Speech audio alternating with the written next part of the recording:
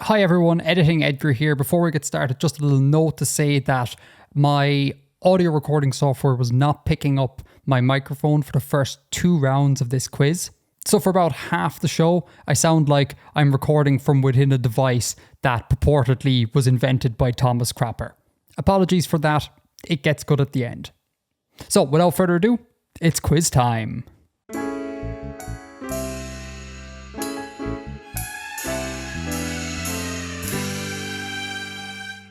Welcome back everyone to the 4th annual Christmas pub quiz. We have some friends returning from past years, the old Avengers reassembled, and we also have some new friends, some very, very special new guests, which I'm so stoked to get into. But first of all, the returning people, we got Biblaridion.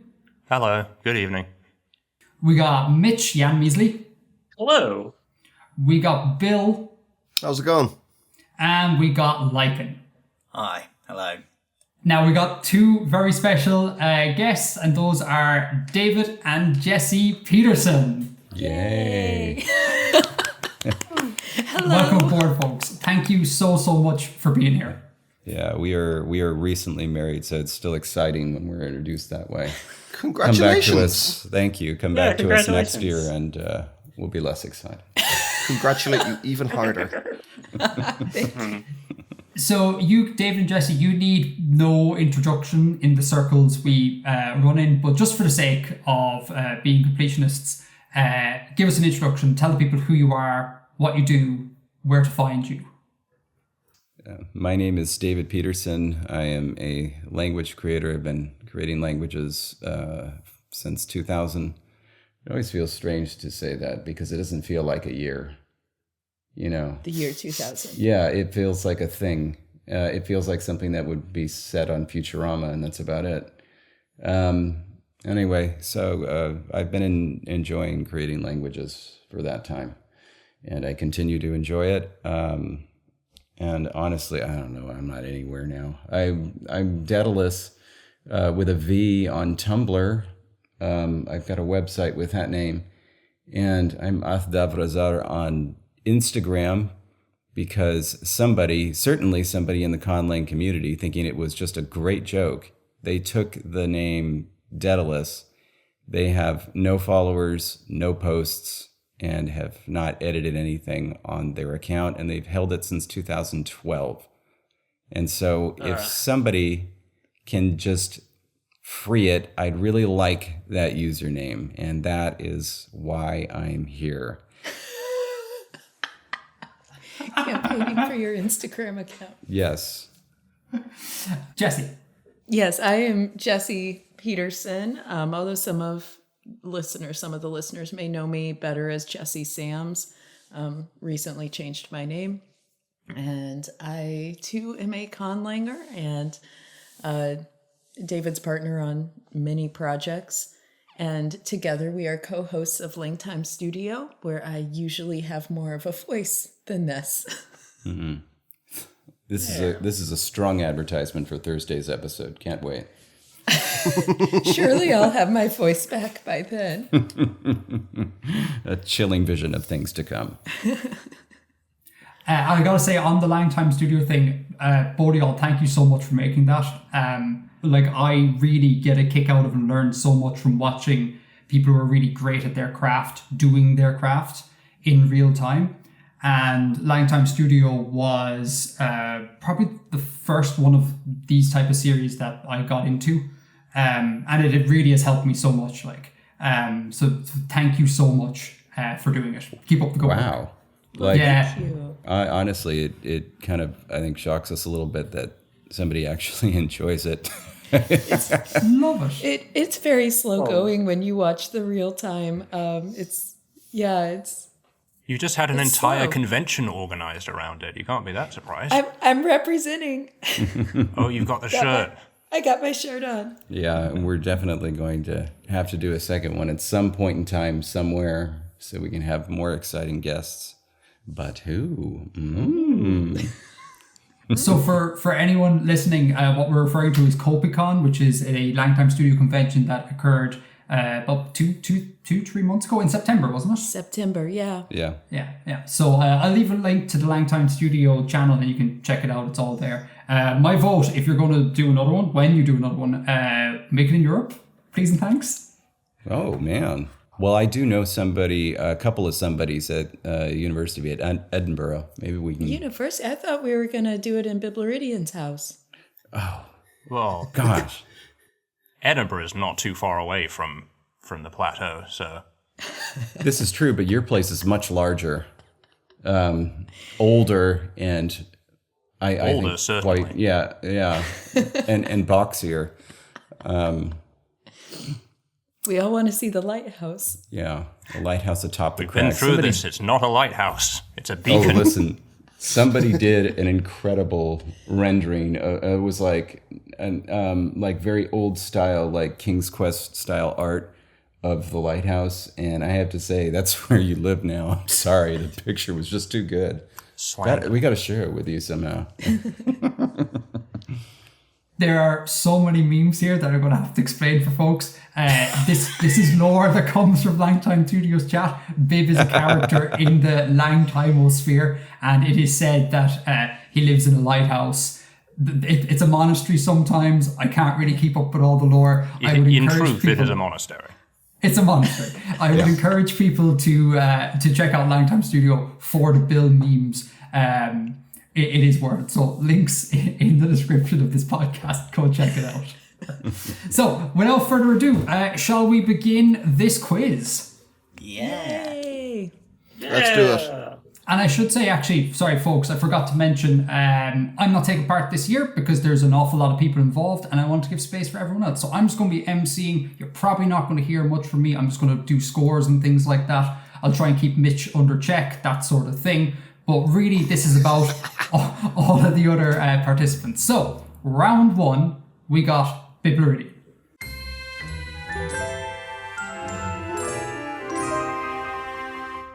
So, for my round, I tried to do something fun this year. That's not what I want. If I just do that, does that work? You should be receiving an image file in the chat. Oh. Exciting. Prepared some visual aid, which in retrospect isn't actually that necessary, but whatever, it's something to look at, I guess. So, my 3 questions will be revolving around these 4 different genera of extinct animals. And I've taken the liberty of assigning letters to them just for the sake of clarity and ease. So, in order from A to D, we've got Leviathan, Jormungandr, Ankalagon, and Meraxes. So first of all, is everyone seeing that? Mm-hmm. Yes. Yep. Okay, excellent. That's the hard part done. So, for question 1, well, I should say, so all these 4 genera have a particular commonality, aside from the fact that they're all extinct animals, and that is that they are all named after something. And so for question 1, I would like you to tell me the thing that their namesakes have in common. And for the audience, there's pictures associated with Bib's round. It's going to be chapter art, or it's going to be on the YouTube video now, so go check it out. Let me know when you're ready for question 2. I have no idea. This is very interesting. I will be quite generous, I think.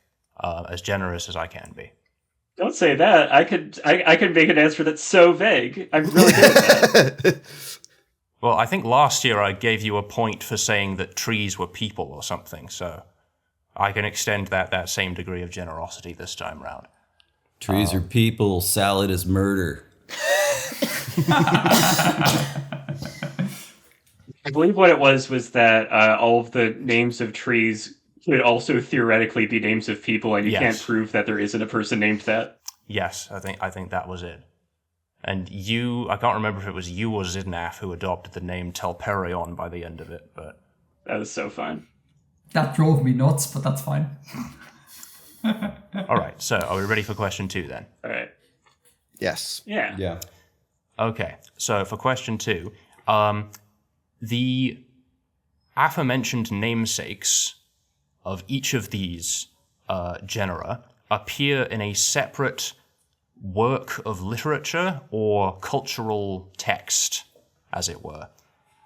So for question 2, I would like you to tell me the name of the text or piece of literature or whatever you want to call it that each of them appear in.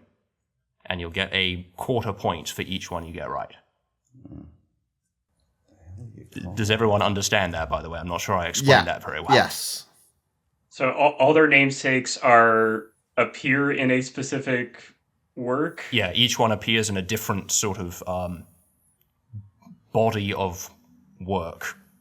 Not sure how else to describe that, but yeah. So if you could tell me, and again, I will be quite generous with this one. It seems dependent on getting the first question right. To some extent, that'll certainly help you out. And let me know when you're ready. How do I even make a guess for this? That's the thing. Wildly. And with confidence. If you think about some of my question asking tendencies in previous years, you'll probably get at least one of them right. Point of order. Do we have to get the specific thing right? Or if we just say any 4 of them in any order and one of them is one of them, does that count as something? We'll see. When we get to the actual question marking, I might, extend some generosity for that. 'Tis the season. Okay. And we do always have what's it called? The Inspiration magic. points. Yeah, that thing. I should point out for David and Jesse. So if they're during your rounds, if someone answers in a particularly funny way or is just very intelligent, anything like that, you may award per round 1 inspiration point. Or not. It's up to you. Or you can abuse it like Mitch has historically done. It's whatever. I was given explicit permission this time. You were. Let the record show. Okay. Final question. And if you got the answers to the previous one, this one should be really easy. But I would like you to tell me the language of origin of all 4 of these. And again, quarter point for each one you get. Can you pronounce all of them out loud again? That would be Livyatan, Jormungandr, Ankalagon, and Meraxes. Bailey, I'm in the middle of recording. Who's Bailey? The dog behind me who's having a drink. Very noisily for some reason, just to irritate me. Tell them they're a good boy. They're a rare pupper. Bailey, did you hear that? Bill says you're very good. I'm sure she appreciates that. Yeah, the thing with scientific names is that there's very little actual consensus on how they're supposed to be pronounced. A lot of them have just been anglicized. So I'm sure the average biologist would say just Livyatan, Jormungandr, and Calagon, Meraxes,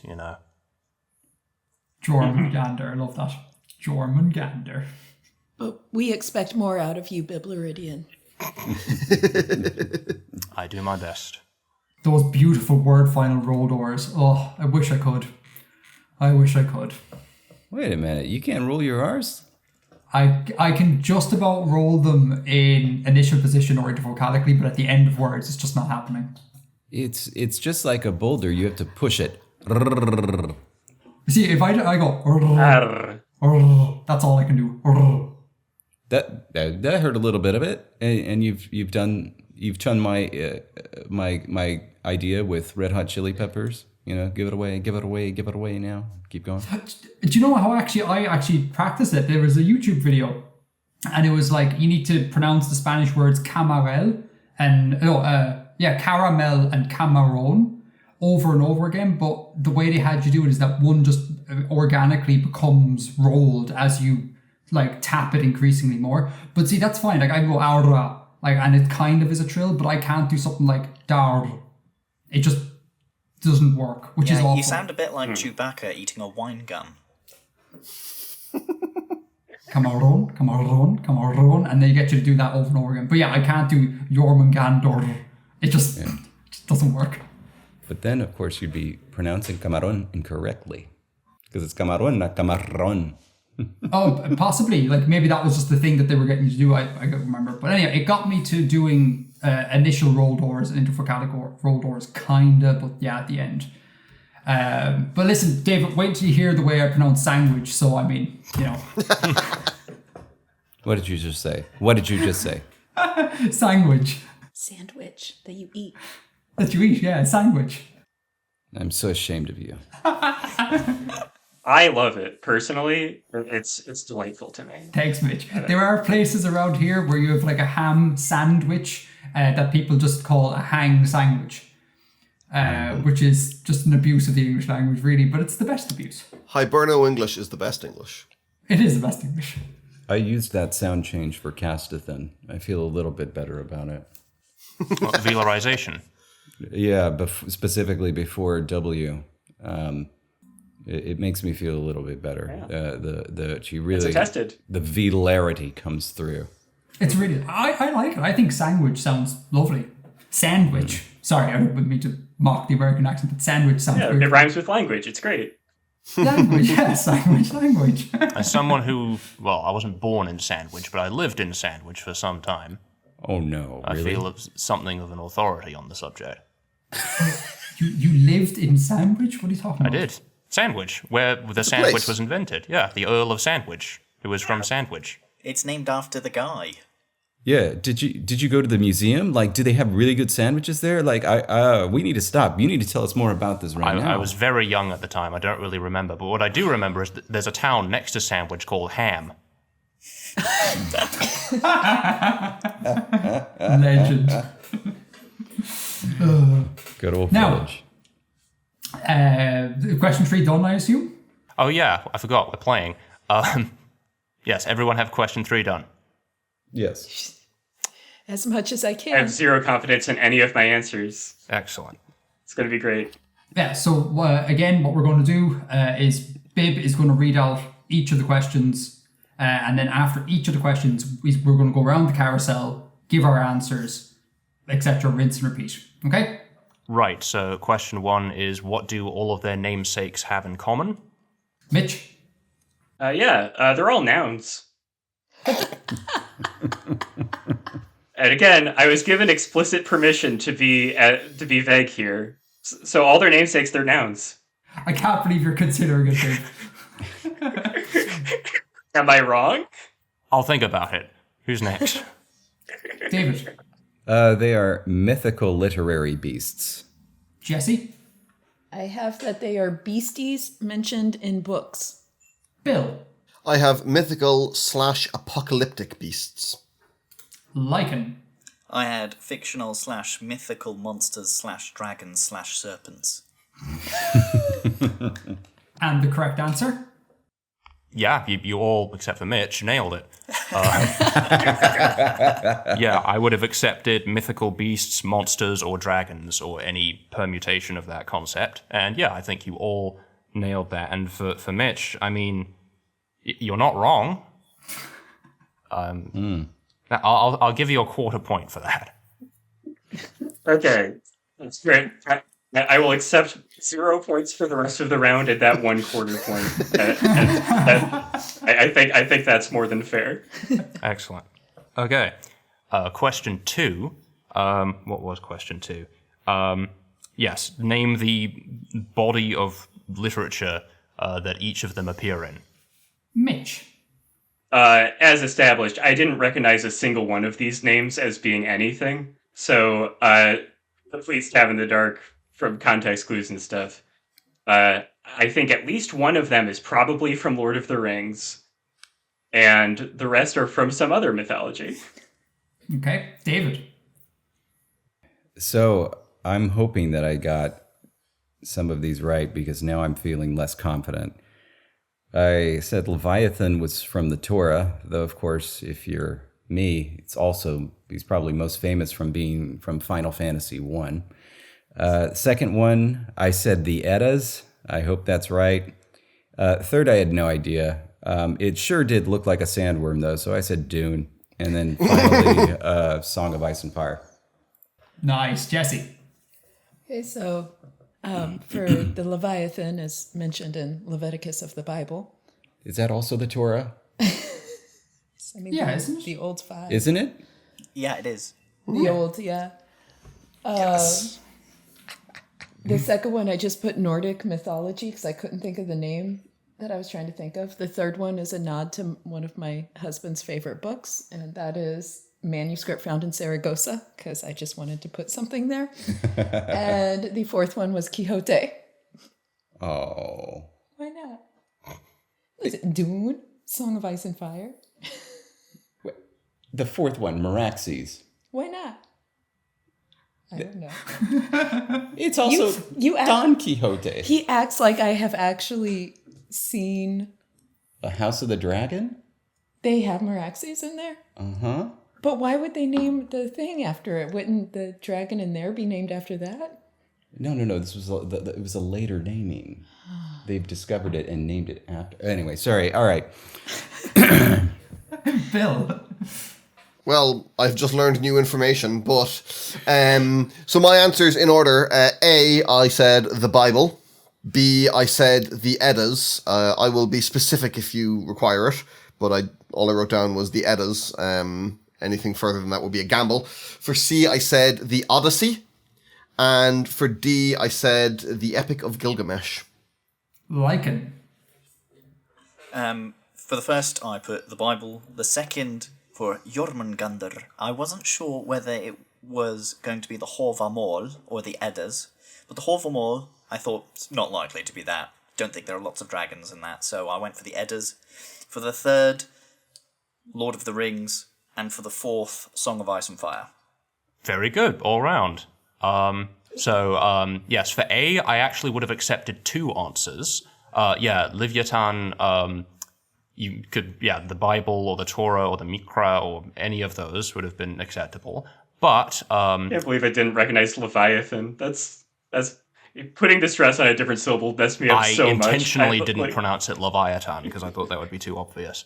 It would be, you're right. But specifically, Leviathan is a genus of predatory raptorial whale.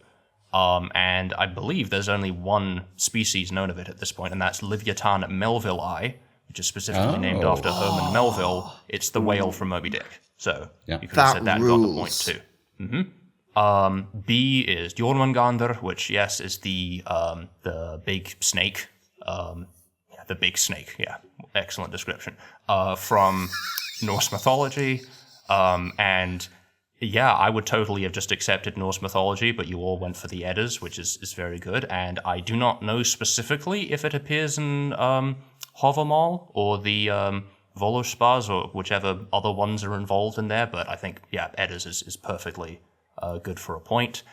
C, Ankalagon, is the name of the mightiest dragon to ever exist within Tolkien's Legendarium, that was slain by Eärendil in the War of Wrath. I haven't read any of that. I've actually read that and I didn't remember. I mean, it's only a very brief footnote, sadly.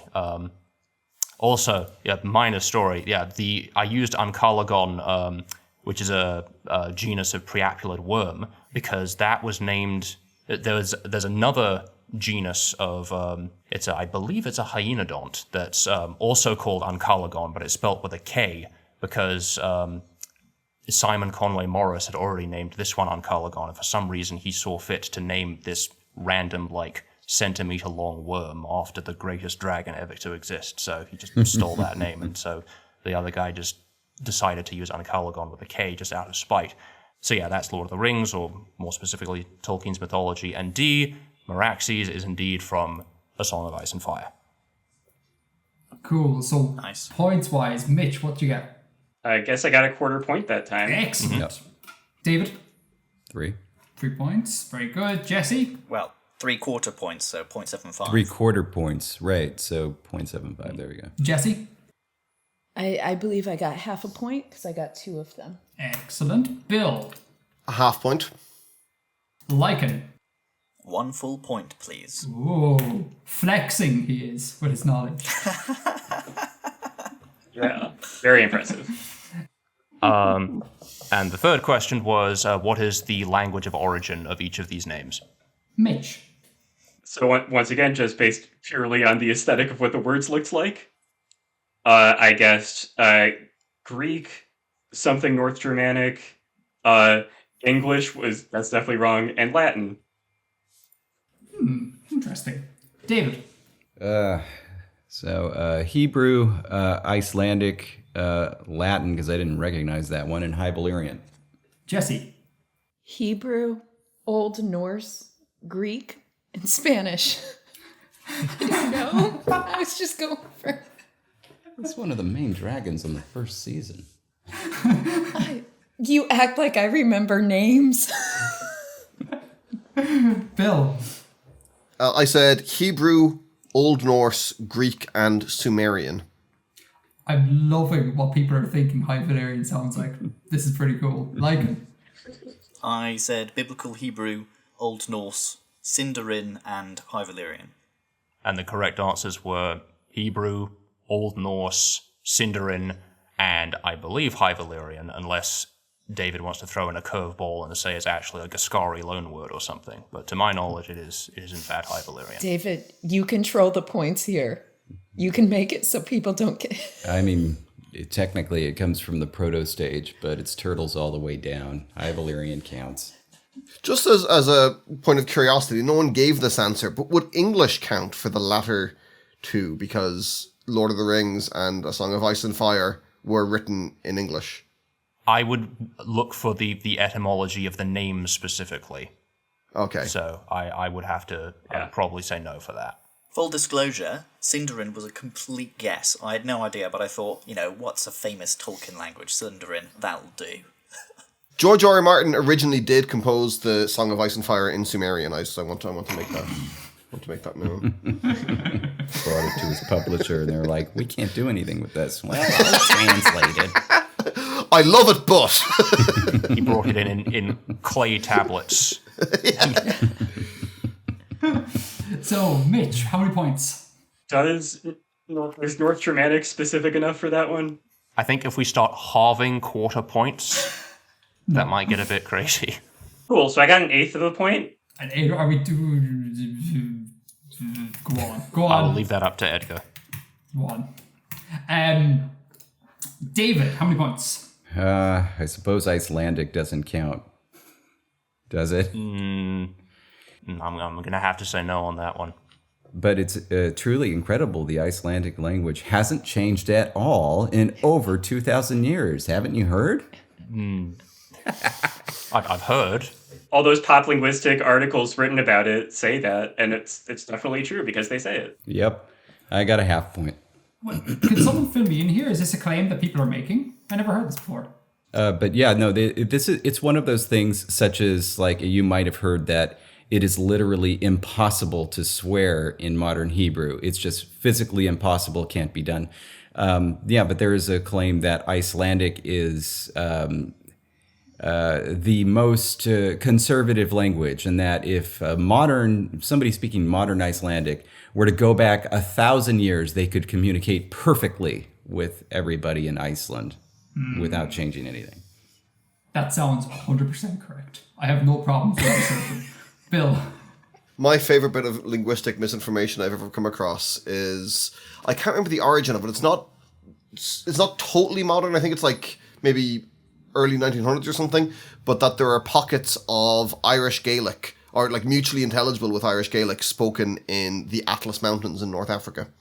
Nice. No, that's 100% true. Wow. Yeah, I'll believe that. Jesse, what you get? Half a point. Half a point. And Bill. 1 halved point, please.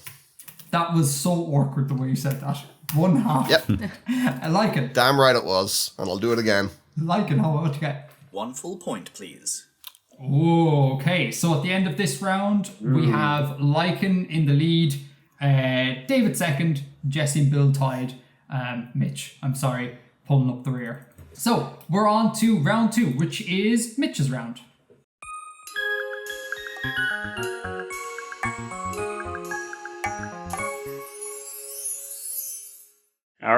So, my theme this time around is common misconceptions, pulled from one of my favorite Wikipedia articles, a list of common misconceptions.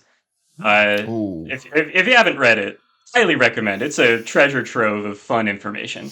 So, for each of these, I'm going to be presenting you with an incorrect statement that a lot of people believe. Each of these has two key facts that's wrong with it.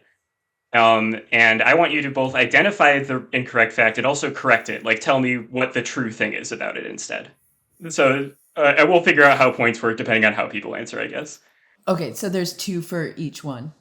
Yeah, two interconnected, not distinct things, they're interconnected things. There's 2 key points to correct, basically. So, number 1, humans only use 10% of the brain. But if you could use 100% of your brain, you'd be able to do, like, so much more stuff. This hurts me on a visceral level. This is my least favorite trope in anything ever. Ugh. So identify and correct everything that's wrong with this claim. I love looking at all these faces deep in thought. Using only that 10% of the brain. It's impressive how much we can do with just so little, you know? Can you imagine what it would be like if you could use the whole brain? Yes. I really hope that all of these misconceptions are vaguely like biology related and we just drive Bib up the wall by the end of this round. Question 2. All right. The taste buds on the tongue are divided into multiple regions, with each region able to detect exactly one of the 4 primary tastes: the tip of the tongue for sweet, the back of the tongue for bitter, and the sides of the tongue for salty and sour. Wikipedia actually has a chart of this incorrect idea. Would you be able to read that out one more time for me, please? Yeah. So the taste buds on the tongue are divided into multiple regions, with each region able to detect exactly one of the 4 primary tastes: the tip of the tongue for sweet, the back of the tongue for bitter, and the sides of the tongue for salty and sour. Everyone ready for number 3? Or should I say number 2, because the third one is, the word crap comes from Thomas Crapper, the inventor of the flush toilet. Oh dear. I remember my English teacher in high school very confidently telling me this. It's not true. This isn't true in 2 ways. I gotta say, when I was looking through list of common misconceptions to find which ones would be good for this, a lot of the really fun ones would not work for this format because once you know that it's wrong, it's really, really easy to guess what the truth is. Like one of my favorite ones on the list is there's a common misconception that sharks don't get cancer, and the truth is that sharks do get cancer. Like, yep, that's the whole thing. But naked mole rats don't. A lot of people think that like a duck's quack doesn't echo. It does. Oh, like that doesn't make any sense. How would that even work? It's nonsense on every level. It's incredible. No, the thing is, if you hear the echo of a duck quack, that means you're going to die in 50 years. Right. I'd love to hear the echo of a duck quack then when I'm 85. It's like, finally. Well, because then I've got another 50 years. Yeah. You know, the echoes of duck quacks are kind of the secret sort of back entrance route to immortality. Mm-hmm. Just live somewhere where there's no ducks for as long as possible. Okay, are we all good? Yep. Yes. Yeah. All right. So question 1 was, I guess statement 1. None of these are really questions. Statement 1 was, humans only use 10% of the brain, but if you could use 100% of your brain, you'd be able to do like so much more stuff. So what's wrong with that? Bib. Everything. Yes. Yeah, the very first thing I wrote in all caps was just rubbish. But okay, so first of all, humans in fact use 100% of their brain. There's a reason why the frontal lobe in humans has expanded so much. It's more than tripled in size in the last 1,000,000 years. It'd be rather strange if that happened for no reason, if humans were still only going to use 10% of it. And even if that were true, for some reason, why would that have any... why would that imply magic? Why would that imply the capacity to defy the laws of physics? That was never implied in the statement. It was just do more stuff. Well, very often this gets wrapped up with the whole It telekinesis thing, which is... We'll make so many claims with this. That was the most all-encompassing. I'm not going to give away the answer until everyone's given stuff. But Okay, David. I just had written here, trick question, this is actually true, and Biblaridion will back me up. Yes. I wrote, humans use all their brains, and there's no further incredible abilities humans could unlock by using more of their brains. Jesse. Okay, so my answer also references magic. Well, I first wrote, it's just false all around. Humans use as much of their brains that is normally functioning because brains control more than just intelligence and other measurable factors. What people really want is to be able to have a cat brain because that would truly make us magical beings. Oh, that's good. that's definitely true. Bill. I wrote down all of the brain is used, and using more brain does not equal doing more stuff necessarily. I think I had a third point, but I didn't write it down, and I can't remember what it is. But there's 2 points. Lichen. I wrote, you actually use 100% of your brain, so continuing to use 100% would make no difference. However, if we define using your brain as activating all your synapses at once, what would happen is that you would die, and therefore not be able to do lots more stuff. That is true. You'd probably feel incredible for that minute, for that second, though. Incredibly bad. Yeah. Unit incredible. I didn't specify which direction. So everyone got the first half, which is that, yes, the entire brain is used. It's all important. If you, obviously, all of the brain does things. However, only Lichen got the second part, which is what would happen, the only way to interpret this where it makes sense is that, yes, it is technically true that at any given moment, only a small portion of your synapses are firing. It's not really, it doesn't make sense to quantify that with a percentage, but that is technically true. But if you were to use the entire brain at the same time, you would have a seizure and die, which is the opposite of being able to do more things. Wait, you're really going to say that we didn't get the other half point because we didn't say that? Oh. Well, you needed to get both things that were wrong with the statement. And the first thing that was wrong with the statement was that you only use 10% of the brain. And the second thing that was wrong with the statement was that if you use all of the brain, you'd be able to do more things. Well, those were the two things that were wrong. I think, Lichen. I was just going to say, there's always going to be some leeway in these answers, and it's under the authority of the person who has written the question to determine what is an acceptable answer and what isn't. So I think everyone gets half credit and Lichen gets full credit. I think that's how we're going to score this one. I think Jesse gets 3/4 credit for the cat brain thing. Yes. Inspiration point. Nice. Okay, we'll do it. Yeah. Okay, cool. Question 2. Question 2. It was a whole bunch of nonsense about the parts of the tongue. The taste buds of the tongue were divided into multiple regions. Each region able to detect exactly one of the 4 primary tastes, and then I explained what the different regions do, which you don't need to hear because it's wrong. So, Bill. Right.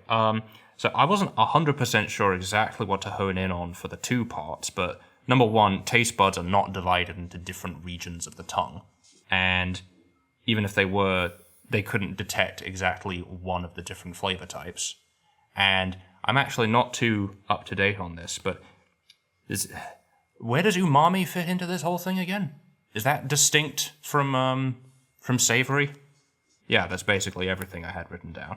Also, as a fun fact, cats are incapable of sensing sweetness. Ooh. Both Really? cats, hyenas, and a couple of other mammals all have there's a particular gene for the sweet receptors that is switched off because they don't need it because they don't have any really high glucose things in their diet. But cats do have additional taste receptors for ATP, which is in very high concentration in meat. So, And cats can smell fat. If cats can't taste sweet, does Jessie want to reconsider her earlier statement about cat brains? Because I feel that would be a significant loss. However, according to a lot of human biology, we should eat less sweets, so it would make us magical. We wouldn't want them anymore. Pretty good. Is it worth it? Well, the danger is we would continue to eat sweets, but we would never know. David. There are more flavors than those listed in the question, and they're not associated with particular regions of the tongue. Furthermore, smell receptors play a crucial role in tasting or determining taste. Jesse. I say there are different taste bud sensitivities, and there are different basic sensory flavors we can detect, but they are not zoned or precisely labeled by, taste bud tasting abilities in that way. Bill. I wrote down there are more than 4 fundamental tastes. Umami is usually given as the 5th one, and the taste map is not real. Taste can be distributed on the tongue, but it's not in any kind of consistent, systematic way across people. And Lichen. I said that there are not only 4 distinct taste regions, taste buds of different kinds are distributed across the tongue, albeit in different densities, and they can discern more than the 4 tastes listed. Okay. Right. Answers. So I think everyone got the main points, which are that, yes, the tongue isn't divided into regions like this. Every part of the tongue is capable of tasting every fundamental taste in different amounts, and that I think only some of you mentioned this, but it is also true that it does vary in different parts of the tongue, are more sensitive or less sensitive to different tastes, but it's not divided into discrete zones like this, and also it varies from person to person, so you can't do one universal map in this way, everyone's different. And the other key thing was that these are not the only 4 primary tastes. There is a 5th one, which is umami, which I'm going to say everyone who specifically said umami, or that there are 5, gets full points for that, and you get most of the full points for that if you only said that there's more and didn't specify umami. Okay, you have to go through. Babe, what did you get? sorry, I'm being distracted by a cat. I think I got full Give her sweets. for that round. They got full credit for that. Full credit for that. David. I don't think that's up to me to say. Did you mention umami specifically, or did you just say that there's more tastes? Absolutely not. I said that there is more. I would totally give the full marks for more. Yeah, because I don't think there's a meaningful distinction in that at all. Everyone, I think, did everyone say there's more tastes? I'm think pretty so. sure everyone did. Okay, then everyone gets full points. Yeah, I think that's fair. I think that's definitely fair. All right. Okay, full points Yeah. there. Okay, and then question 3. Question 3 was, the word crap comes from Thomas Crapper, the inventor of the flush toilet. Babe.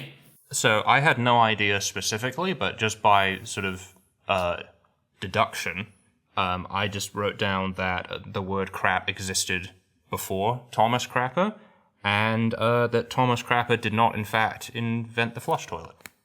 I don't know what he did, but that's my guess. David.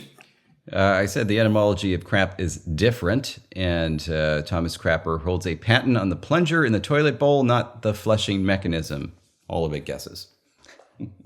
That was a confident guess. I was like, my God, this man knows about toilets. Yes. Jesse. I have that's just wrong. Wrong in all capitals with an exclamation mark.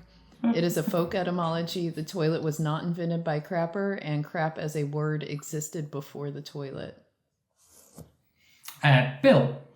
I wrote down 3 things here, so I don't know if that disqualifies me in any way for complicating things. Flush toilets existed before Thomas Crapper. He didn't invent a flushing toilet, but he invented some mechanism involved in a certain design of flushing toilet, and the word crap in its scatological function predates him. And Lichen.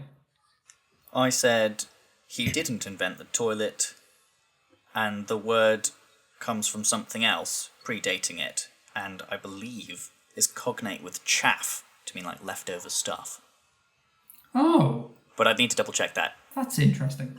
Okay, so I wasn't going to do it this way, but because Lycan got that specific detail, I'm going to say that yes, specifically crap is cognate with chaff. That is correct. Ooh. Everyone got that it predates Thomas Crapper, but that's the most specific detail that what the actual true etymology is, not just saying that that's not the correct etymology. But everyone else gets partial points for that, I think. You know that you can give inspiration points, right?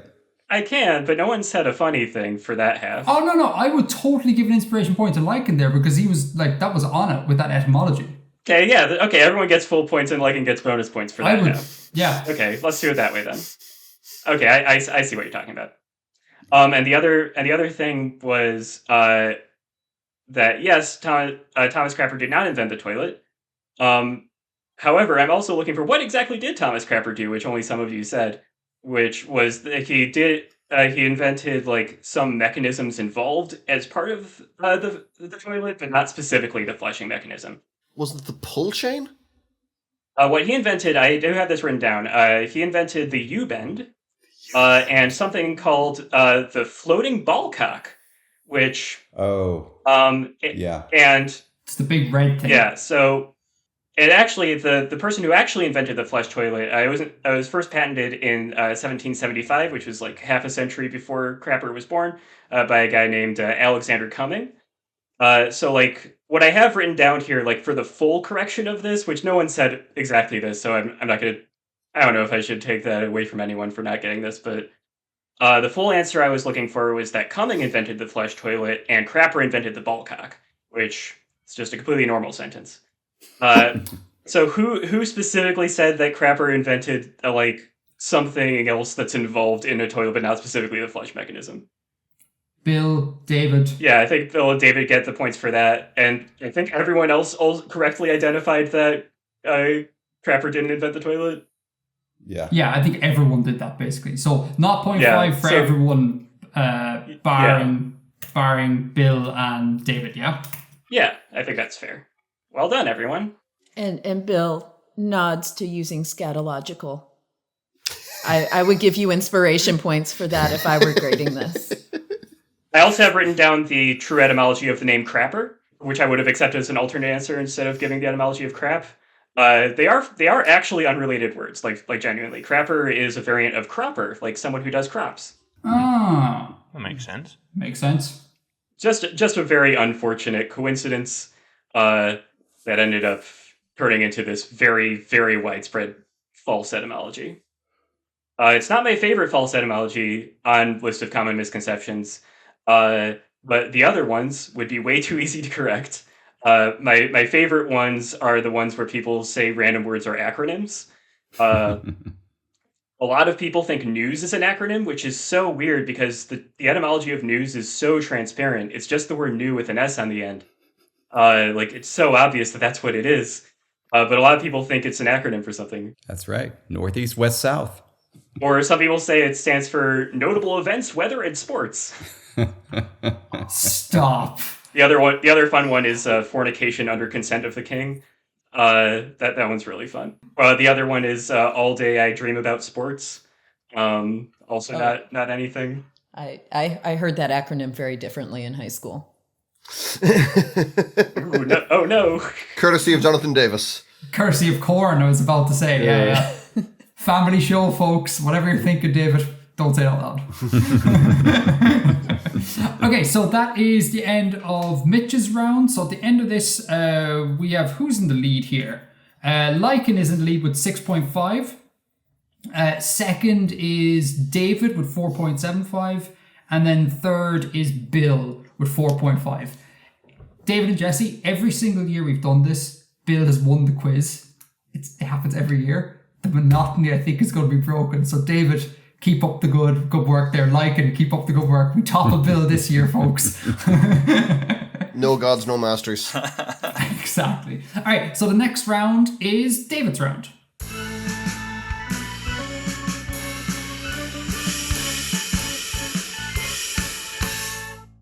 Okay, well, don't worry. This round is going to be much easier for everybody. Any chance I get, I like to talk about my one true love, which is music, and so this is going to be a music round. Your one true love. Do you need some water, Jess? Jesse doesn't get a mention. Conlanging doesn't get a mention. Onions don't get a mention. Oh man, but now, it went back. Wait, oh no, shoot, it didn't go back. I forgot I needed to open. Okay, yeah. All right, I'm ready. Okay, and I think it's going to be really easy, so I think I don't even need to go further than music, but I could go further than music. But anyway, everybody ready? As I'll ever be. Okay, question 1. This band scored a huge hit on their 1993 debut, Pablo Honey, that received a ton of radio play worldwide and was featured on the SFW soundtrack. Their sophomore effort in 1995 failed to live up to the hype, and so they fell off the cultural map until the 1999 album. Their 1999 album made them a permanent fixture in the discussion of greatest bands of all time. That album artwork features, among other things, some words and phrases in Esperanto, including injektilo, simbolo, danĝera, and najbaraĵo, though the latter is missing a crucial diacritic. Name that band. Oh, I was hoping you were going to say name that diacritic. I already feel like I have failed you. We talk about music so much. Jesse, I'm a classically trained guitarist, and I don't have a notion what David just said there. None of that. I'm at such a disadvantage here because I don't remember the 90s. Edgar, I feel I failed you as a housemate. If you can't get this, I'm assuming you can get it, Bill. Bill is also a musician, folks. I'm very confident. Okay. I might be confusing it with another band, but I'm like very, very confident that I have it right. Yeah, I have no idea. If it happened before 1800s, I mean, Gotta do a joke answer. Of course. Are you ready for question 2?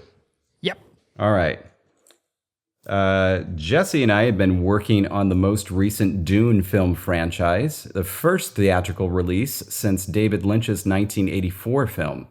That film, though, was not the first attempt to bring Frank Herbert's Dune to theaters. In the 70s, filmmaker Alejandro Jodorowsky attempted to fund filming his vision of Dune. The legendary tales surrounding its filming include hiring Salvador Dali for $1 million a day, having both Pink Floyd and French conlang band Magma provide the soundtrack, and hiring the lead singer of this legendary rock and roll band to act, not sing. Lichen over here is just like having a small happy dance to himself. Do you want to tell us what's going on, Lichen? I think I know the answer, which I wasn't confident with on the first one. And I will be delighted and embarrassed if it turns out that I'm entirely wrong. And remember, for that one, we're looking for the band, though if you name the lead singer as well, yeah, maybe. For question 2, okay. For question 2, yeah. Both the answers for question 1 and 2 are a band. In fact, the answer to all 3 of these are a band. Ready for question 3, everybody? Don't know if this is going to be anachronistic or not. Was not alive. All right. So question 3. Music is my favorite thing in life. And I've always wanted to work with a band to do lyrics in a conlang. As it happens, the lead singer of my favorite modern rock band wrote a song that features lyrics in High Valyrian. Lyrics I translated myself for Game of Thrones.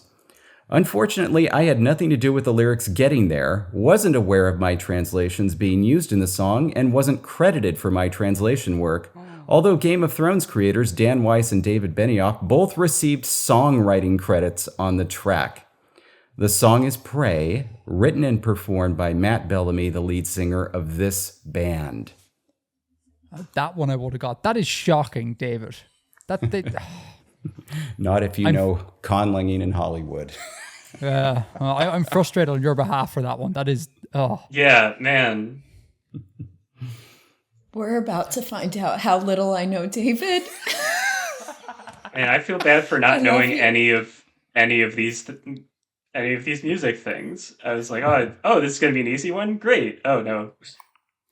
This one though, I think is like, maybe I'm wrong, but this feels like the easiest of the lot of them, particularly because of the person you mentioned. But that just could be my bias and who I listen to. But like that Matt Bellamy bloke, assuming I'm thinking the right guy, he's a big name with a very famous worldwide band that most people would know, I think. I would have to say that these three bands are among three of the biggest bands. Either that or they're modern. So I want to also, though, before I get around to giving my answers, want to say something in my credit. David uses the word favorite very loosely. And we have been working through listening to a list of his favorite albums. And we have listened to over 55 of them, and we are not even halfway through the list. So favorite can mean a lot of things to David. So when I don't get number 3 right, it is not my fault. That's all I want to say. Oh, Jess, you are my favorite. Drop the list. Drop the list. Are we ready? 55. Yes, ready. Oh, that's true. Oh boy. All right. So ready for me to go through, read the questions again, and give the answers. Okay. So this one, I mean, I by the way, the thing that would have made this easier, all of these are British bands. Well, I got that wrong then. Every single one. Okay. Yeah, so this one, I mean, the first line just gives it away. If you know the band, you know this. This band scored a huge hit on their 1993 debut, Pablo Honey, that received a ton of radio play worldwide and was featured on the SFW soundtrack. Their sophomore effort in 1995 failed to live up to the hype, and so they fell off the cultural map until their 1999 album made them a permanent fixture in the discussion of greatest bands of all time. That album artwork features, among other things, some words and phrases in Esperanto, including injektilo, simbolo, dangera, and najbaraĵo, though the latter is missing a crucial diacritic. Name that band, Biblaridion. So I was led to believe that this was going to be an easy round. I feel cheated and lied to. But this is partially because this is just music is one of those things that's just never made any sense to me. And I could list the number of bands I know on one hand. So, it was basically just an exercise of trying to think of the names of bands and just use those. So for number 1, I said the Beatles. Okay. Mitch. Yeah, that was Lou Bega.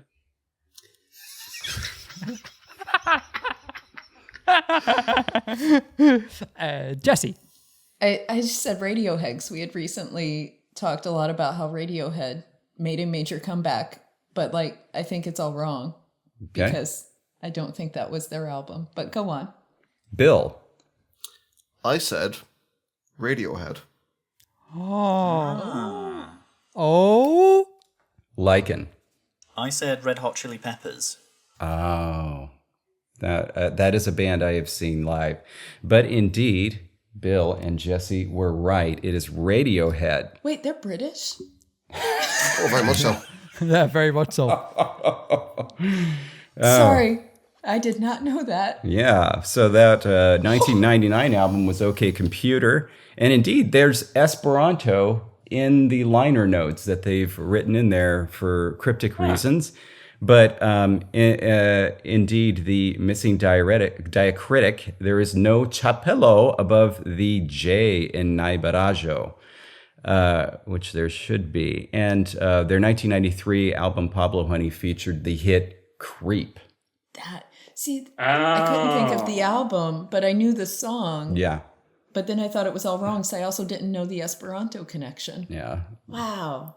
Pablo Honey is also, it's one of those, I don't know, it's kind of a shibboleth, but or an in-joke amongst Radiohead fans to say like, oh yeah, my favorite album is Pablo Honey. I don't listen to anything after that, as it's, easily their worst album. All right. So I got a point. So for scores, Jesse and Bill get 1. Biblaridion, you should have listed that diacritic. I would have given you something for that. Okay, so second, Jesse and I have been working on the most recent Dune film franchise, the first theatrical release since David Lynch's 1984 film. That film, though, was not the first attempt to bring Frank Herbert's Dune to theaters. In the 1970s, filmmaker Alejandro Jodorowsky attempted to fund filming his vision of Dune. The legendary tales surrounding its filming include hiring Salvador Dali for $1 million a day, having both Pink Floyd and French conlang band Magma provide the soundtrack, and hiring the lead singer of this legendary rock and roll band to act, not sing. Biblaridion. This is one that I feel like I should at least be familiar with, but I'm not, so I just said Queen. Because I know they were involved in Highlander. So, Dune, why not? They were, yeah. Mitch? This was actually Lou Bega was in this movie. Lou Vega's all around. What's funny is as you were reading the question, I was so proud of myself because I was like, Pink Floyd, I answered before you finished reading the question because I was like, I remembered Pink Floyd was supposed to be involved with the soundtrack. Oh. And then you got to the actual question and I went, oh, crap. So I put The Doors. Ooh. Bill? The Rolling Stones. Oh, that would be a better answer. Thank you. That was a guess, but it seems like the kind of thing that Jagger would have been into in the 70s. Oh, yeah. And Lichen? I said The Police. Oh, that would have been good. And of course, as we know, Sting of The Police was one of 3 actors that was considered to play Jareth on Labyrinth. The other 2, of course, being Michael Jackson and the one who would go on to play the Goblin King, David Bowie. But indeed, the correct answer is the Rolling Stones. Well. So much for my victory dance. I wrote down Rolling Stones and changed it to Lou Bega because I thought it was wrong and went with a different, funnier answer. No, you changed the answer. No vaccines. I know. No vaccines. No one's going to believe me about this. That is the knowest of backsies to that. I do believe you. I just need to say it so that it's out there that happened. As Jagger once said, you can't always get what you want. Jagger said that, right? Yes. I do know that much. Goodness gracious. Mitch can get no satisfaction. Oh, boy. Oh, no. What have we started? All right. Last question. Music is my favorite thing in life, and I've always wanted to work with a band to do lyrics in a conlang. As it happens, the lead singer of my favorite modern rock band wrote a song that features lyrics in High Valyrian. Lyrics I translated myself for Game of Thrones. Unfortunately, I had nothing to do with the lyrics getting there, wasn't aware of my translation being used in the song, and wasn't credited for my translation work, although Game of Thrones creators Dan Weiss and David Benioff both received songwriting credits on the track. The song is Pray, written and performed by Matt Bellamy, the lead singer of this band. Biblaridion. I got nothing for this one. I put in parentheses something to do with Raman Djawadi. And then underneath that, I put Fish Don't Cry, which is the name of the joke band that I have in my D&D group. So, good. Nice. Mitch. Believe it or not, this was actually Lou Bega. It wasn't for the other ones, but this one it actually was. Jesse? So I started with Flaming Lips ? But then I went Matt Bellamy? What? And so then I ended with Mazzy Star ? Because you have long claimed that Mazzy Star is your favorite. Oh, interesting. Okay. Bill. So when you said you would like to work in a band conlanging, I immediately wrote down Sigur Rós. And then the next 3 words you said, I was like, oh, well, that's clearly not correct. And I had no idea until you gave us the singer's name. So I wrote down Muse. Oh, I had Muse down as one of my question marks and deleted it. Oh, man. Lichen. I wrote down Kings of Leon and crossed it out, and then wrote Muse.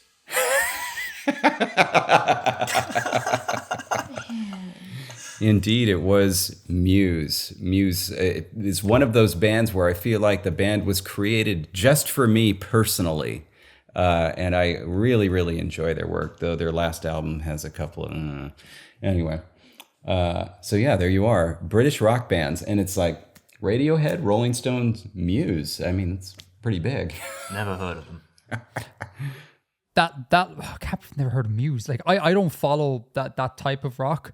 But Muse is just ubiquitous. Like, it's massive. They were huge when I first got into playing guitar when I was like 14, 15. They were absolutely like stratospherically big. It was mental. One of the best live bands I've ever seen. Like, just incredible stage show. Yeah, I've gotten to see them twice. And especially the first time I saw them. Just extraordinary. I getting to see them perform Hysteria is one of my top 10 music moments. I'm not allowing you to use the word favorite anymore. As soon as you do, I'm gonna Oh, you are tops, Jesse. So at the end of that round, we have join for the lead. We have Bill and Lichen on 7.5. And then we have Jesse on 5.25. Yeah, so our next round is Jesse's round.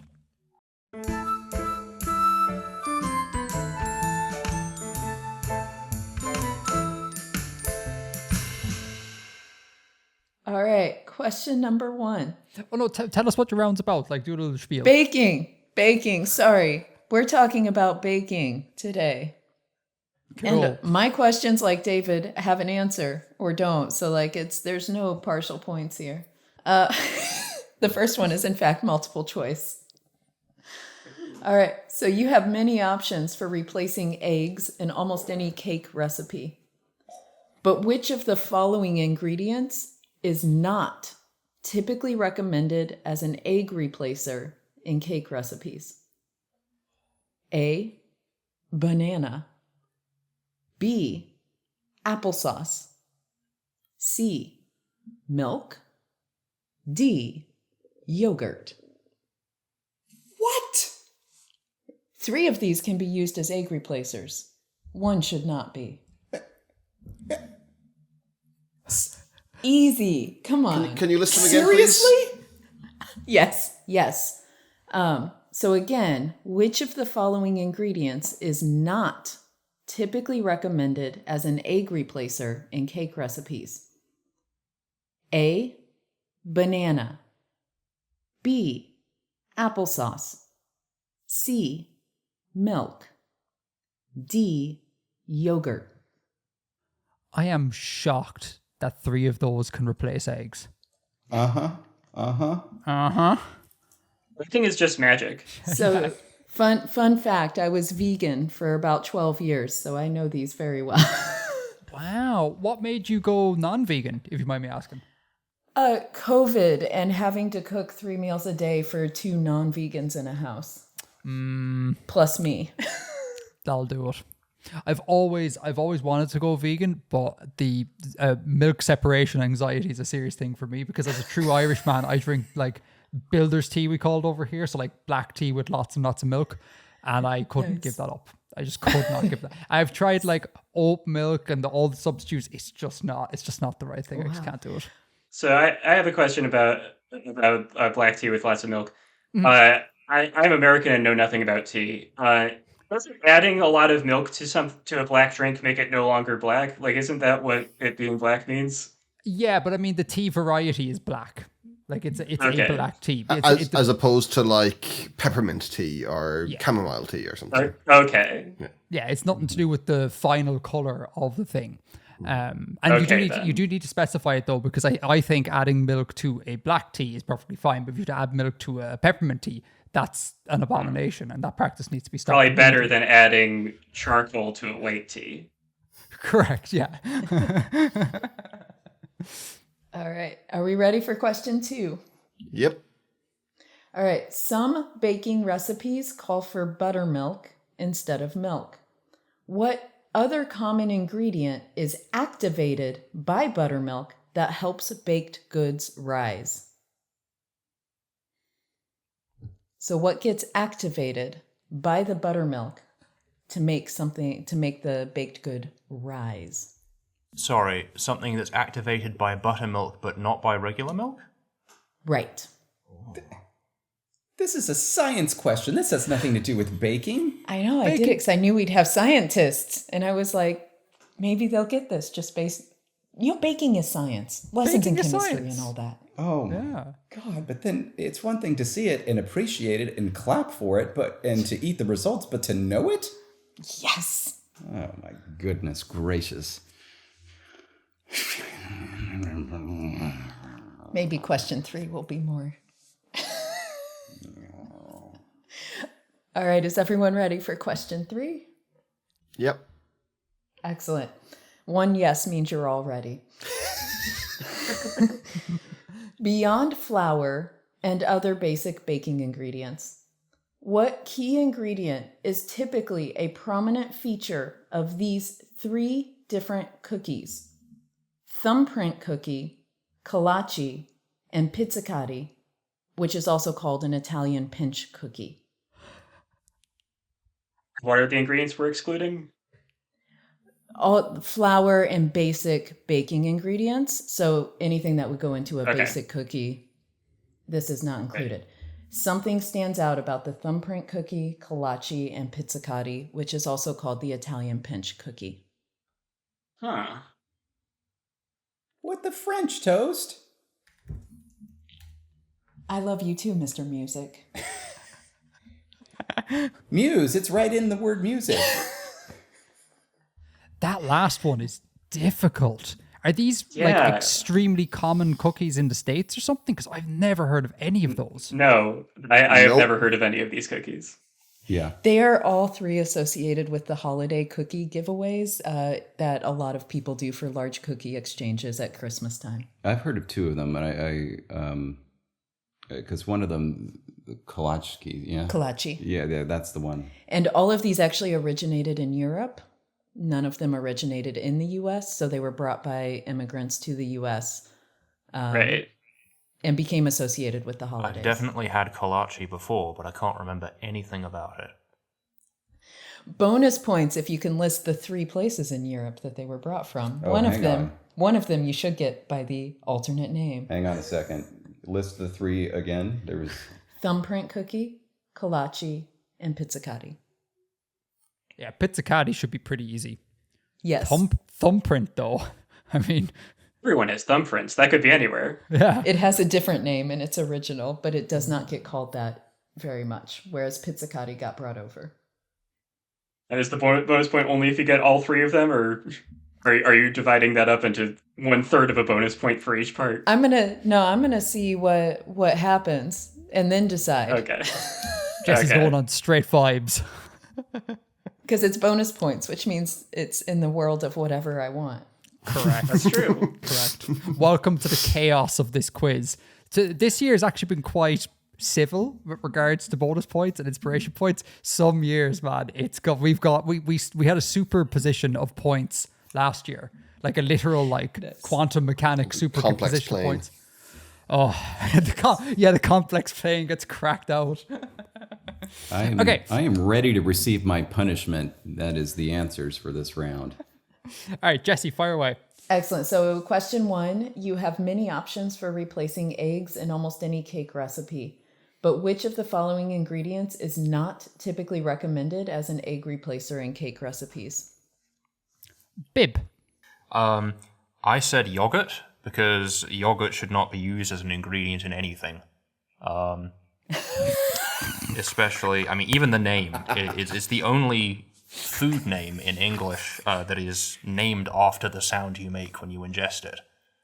So, yeah, that's my answer. Man, yogurt's great. Don't be Yogurt isn't disparaging bad. yogurt. But, I mean, the original Turkish is yoğurt because it's the G with the thing on it. And now it's yogurt. Yogurt. Right? But yogurt is just such an unpleasant word. Oh yeah, sure. I think I was referring to the substance more than anything else. I mean, the substance is equally repulsive. It's a repulsive name for a repulsive substance. So God. I love yogurt. It's hot yogurt takes. Oh, not right. hot yogurt. No, hot yogurt. Ugh. Mitch, what you got? So I did actually recognize some of these as actual egg replacements. The one I guessed was milk, because like recipes often call for milk anyway, and if you can just replace eggs with more milk, that would be so wild. Why would that be the way it works? David. Honestly, by the same logic, I think you'd see a lot of recipes that would be like, okay, you need to add 2 eggs in a cup of milk, or just 3 cups of milk. Your choice, doesn't matter.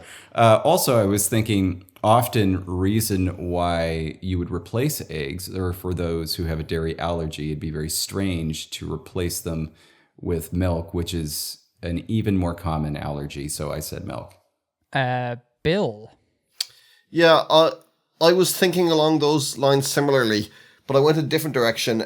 I said applesauce on the basis that eggs are kind of protein heavy, and maybe that was the thing that was required to be a replacement, and I figured applesauce was the least proteinous out of the 4 options.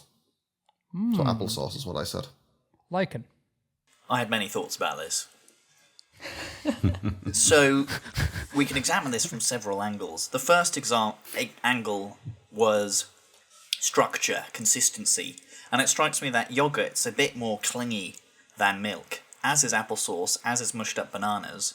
So I was thinking, okay, milk could be a possible answer, but then I was thinking, wait a minute, what about the sugar content of these respective items? Well, milk's got sugar, bananas have, an apple does, but yogurt doesn't really, because the bacteria tend to have eaten it all up. But then I was thinking, what about acidity levels? Milk and bananas and yogurt are quite alkaline compared to applesauce, so maybe that's the way around. And then I just circled back and went to my original answer, milk again, so I thought, yeah, it's probably milk. Oh my God, I love this so much. So first and foremost, there is a reason I worded the question as cake recipe, because the egg replacers you use in different baking recipes does differ, because the egg does different things in a different kind of recipe. And so like in your reasoning of thinking that they're more bindy is in fact why you have eggs in a cake recipe. In most cake recipes, there are cake recipes where you need to use like 6 to 8 eggs. And at that point, it's just recommended you don't bake it if you don't use eggs, because it's like you can't replace that many eggs. But if it needs 1 or 2, you can replace them. And the correct answer is indeed milk. Yay! I'm on the board. Nice. I'd like to think of milk as the Radiohead of egg replacements. This is the one answer that I'm going to get right. Oh my God. Bib, what did you get for that? Well, I maintain that yogurt should still not be recommended Yogurt, for yeah, any yeah, reason. There we go. Excellent. Okay, question 2. Wait, Bill, what did you say? I said applesauce. That was my answer. Yeah. Dead right. Oh, Sorry. yeah. I don't get a point for that. 0 points. Yeah, do keep an eye on me here. This whole thing is rigged. Fix. But Biblaridion, you know you're my favorite person in this quiz. Oh, thank you. Are we using the DJB version of the word Yes. favourite? Which dialect are we using? Which specific idiolect? Goodness. Has favourite undergone its semantic gracious. bleaching in the Petersonian dialect? I'll favorite you. All right. So number 2, the question was, some baking recipes call for buttermilk instead of milk. What other common ingredient is activated by buttermilk that helps baked goods rise? Bib. I was racking my brain to try and think of anything other than yeast. I don't think it is yeast, but I genuinely could not think of any... My second answer was E. coli, so...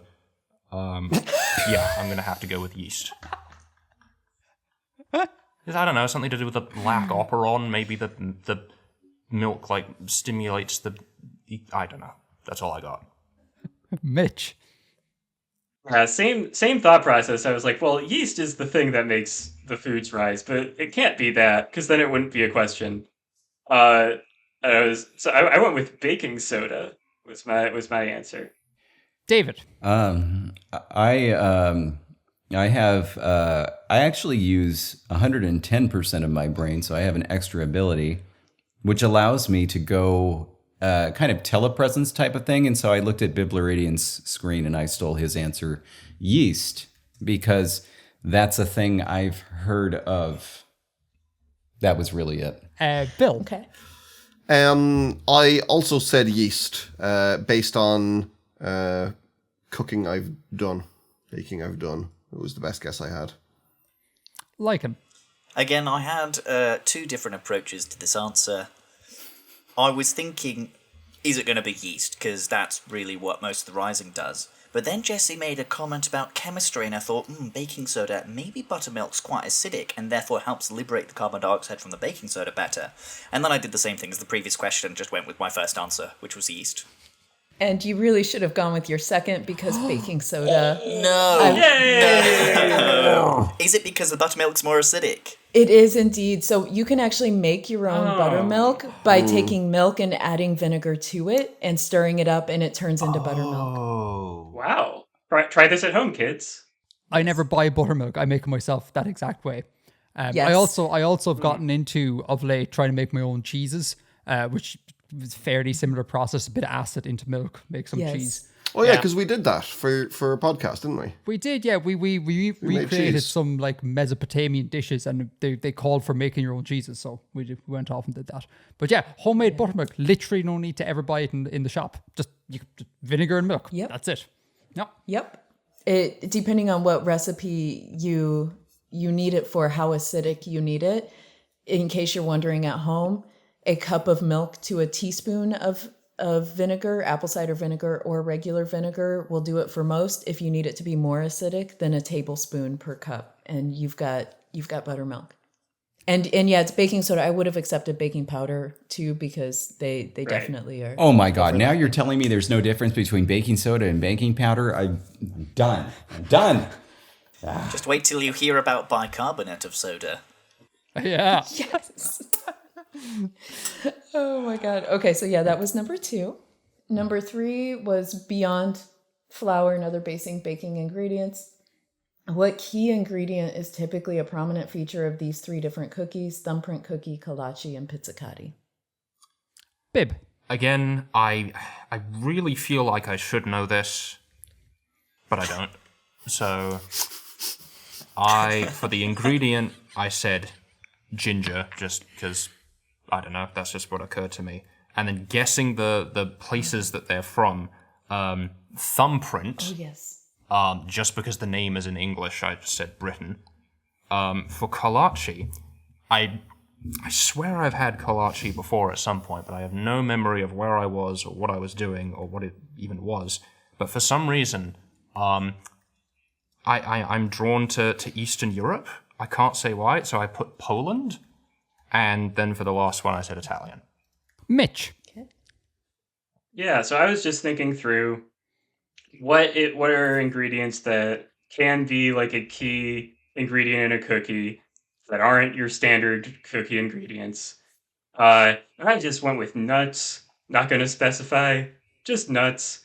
And I didn't guess all 3 of them, but I did say that the third one was Italian. Cool. David. Yeah, so I went with one of the world's deadliest ingredients, molasses. Moment of silence for those that drowned in the terrible molasses flood of 23? Too soon. And my 3 countries I went with were Italy, Poland, and Greece. In no order? No. What's the order? Okay. There was no order. I didn't think that we had to order them, so I just and when I wrote them down, I wrote them with capital letters at the front, as is proper. So for the you. listeners, you may not see this, but I'm writing out the answers as they've been given, and David is he's cracking the whip hard. That's right. Bill. I said almonds.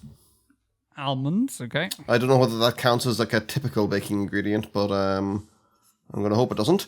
And for the 3 countries, thumbprint, kolache, pizzicati, I said respectively, Sweden, Poland, and Italy. Okay, and lichen. I think the extra ingredient had to be something that isn't small and bitty like nuts, because it was mentioned that pizzicati means pinched, because you pinch the dough over something, and if it was made of lots of small bits, it would just disperse. And then I remembered I've got an Italian friend who's actually made and cooked it for me, so I think the ingredient is jam. Oh. Did you have any stab at the countries? I did. I thought thumbprint was from the Netherlands. Kolache, not sure how that's spelled, but I guess Portugal. And pizzicati, given my friend is from Italy, I'm pretty sure it's going to be Italy. Okay, Jesse, over to you. All right, so lichen was correct. It is jam. Nice. God. That is what fills the thumbprint of the cookie. Is molasses a type of jam? No, it's not a type of jam, because it's not made from a crushed fruit that you add sugar to. Molasses is a byproduct of sugar refinery. That is in fact true. Unbelievable. Keep talking, you'll get negative points. Okay. So yes, jam is what is associated with all 3. And their origins, so it is indeed, Bill got these right on, Sweden, Poland, Italy, in that order. And the name, and I looked it up because I wanted to make sure I was saying the name, Hallengrotta is the thumbprint cookie in Swedish. But we never really call it that here. It's just called the thumbprint cookie. And kolache was brought over from Poland. And then, of course, pizzicati, if you're a strings player, pizzicato comes from the same source. This is the plural form of it, and it's literally just pinching, which is why they're called the Italian pinch cookie. How are you dispersing these inspiration points? Are you giving just a solid one to Bill, or are we doing partial ones for partial correct for the others? I'm going to do a solid point to Bill. Mm-hmm. And then Go on, David's be going to vicious. get... To round, I'm going to give David a half point instead of, Sure. Yeah. because of the rounding. And then I'll give a quarter point. You know what? Like, I feel like a tenth of a point for the Italian answers just because it was the Italian pinch cookie. So I'm going to say 0.1 for everybody who listened to the alternate name. That is brutal. I think it's more cruel to give a tenth of a point than to give nothing, which I fully support, by the way. More cruelty. I never said I was nice. Are we going to give Bib half a point because he got Poland and Italy? Yeah. Yeah, for getting 2. Oh, did Bib get? Yeah, you got Poland. Yes, yeah. So half a point to Biblaridion. Can't believe I got that right. Okay, Brill. So at the end of that most delicious of rounds, we have in the lead, we have Lichen. Oh, Bill is actually getting top of here. This is amazing. Second place is Bill. And then in third place, we have David. And our next round is Bill's. Let's go.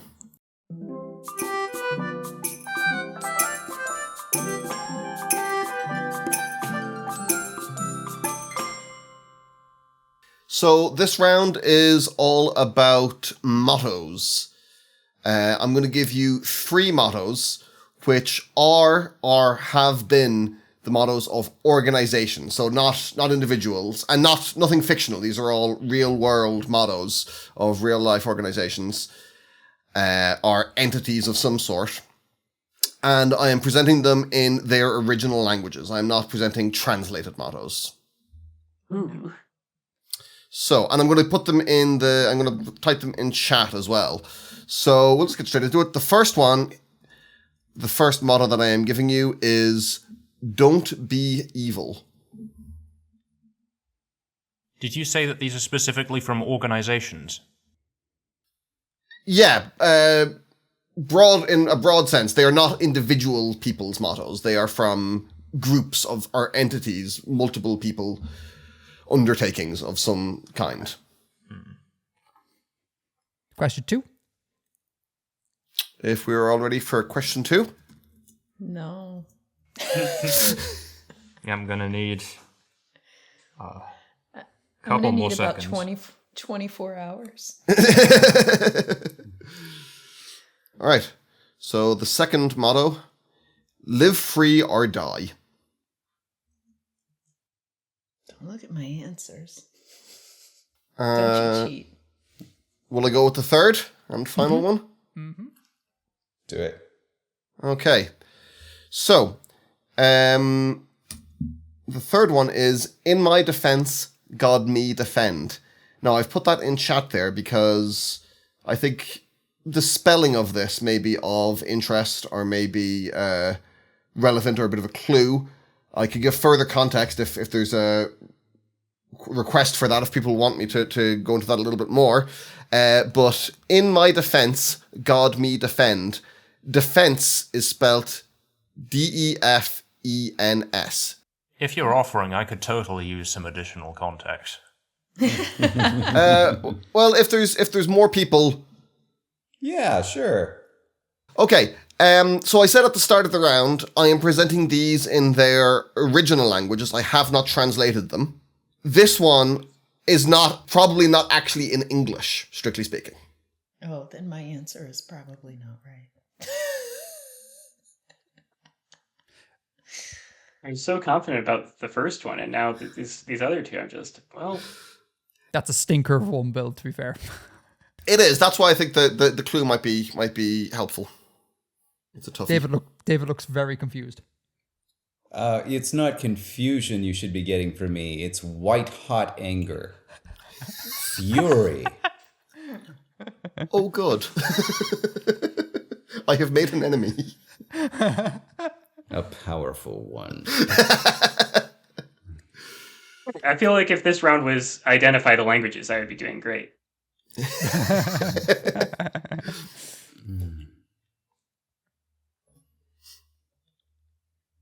Okay, are we good? Yep. All right, answers. So, don't be evil. Yeah. Bib. I had no idea.